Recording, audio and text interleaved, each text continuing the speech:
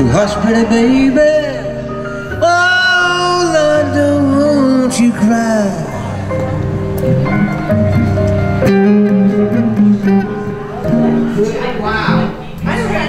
I'm Deb Lindenau, reporting here at the Beautification Foundation's 4th annual cocktail party at the Birdhouse building contest. And here, let me explain to you why I absolutely love this right here.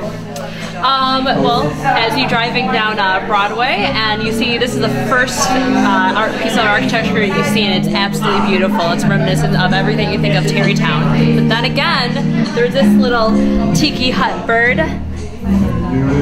And you can just imagine all the birds just laying in there, chilling as if they were in their little spot of paradise. And that, ladies and gentlemen, is exciting. Things go on. Stacy Belkind from Belkind Bigi, and this evening we're hosting a soiree get-together for the Tarrytown Beautification Foundation, and it's the launch for the Birdhouse competition, which is going to be officially happening tomorrow. And I think that's been going on for about 4 years. And Tarrytown Beautification Foundation is a group of volunteers that get together, and their mission is to enhance the quality of life in Tarrytown. They do very beautiful plantings and very community. They have a lot of community spirit. They just want to make Tarrytown as beautiful a place to live as possible. My name is Alaric, and I've been traditionally building a birdhouse for our annual birdhouse competition. This year I decided to do the studio and home of N.C. Wyeth. He lived in Brandywine River in Pennsylvania on an 18-acre estate. His home and studio has now become a museum, and you can go and see it, right? But I was just so charmed with the house, and so wanted to kind of capture the adventure and the art that went on in this beautiful, beautiful studio, right? So I decided to build it this year. It was a little bit of a tough job. You can see the roof shingles. There's 1,250 shingles in the roof, and quite a bit of wood. It's very heavy, about a sheet and a half of plywood in there. So there's quite a bit of wood. My workshop is now a wreck with sawdust and scraps everywhere, and so now I have to clean it up. All right. So that's our birdhouse for this year. Well, I started making a birdhouse, and a bunch of friends of mine thought that they could do a better job.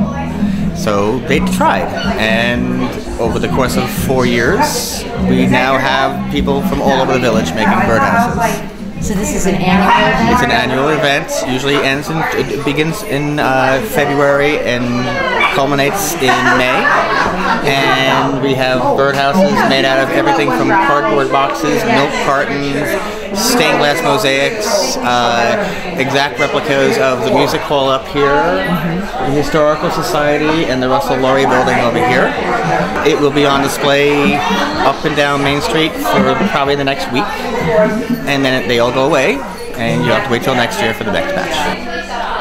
Hi, my name is DiBlasi, and I've lived in Tarrytown my whole life, for the last 49 years, and my entry for this year's birdhouse competition is this Tudor-style building, which is a model of the building that exists on the corner of Main Street and Broadway. It's known to the locals in Tarrytown as the Russell and Laurie building, because the Russell and Laurie drugstore originally was located here since the building's construction in 1894. It was located there until 1968, when the building suffered a devastating fire, which unfortunately reduced the beautiful gable roofs and tower roofs of the original structure to ash. The building presently exists in a sort of a truncated form, but I've chosen to do my birdhouse based on its original concept as a Grand Tudor commercial apartment building. The inspiration for this birdhouse were several old pictures that I've seen in the Historical Society, which showed the building in its original form.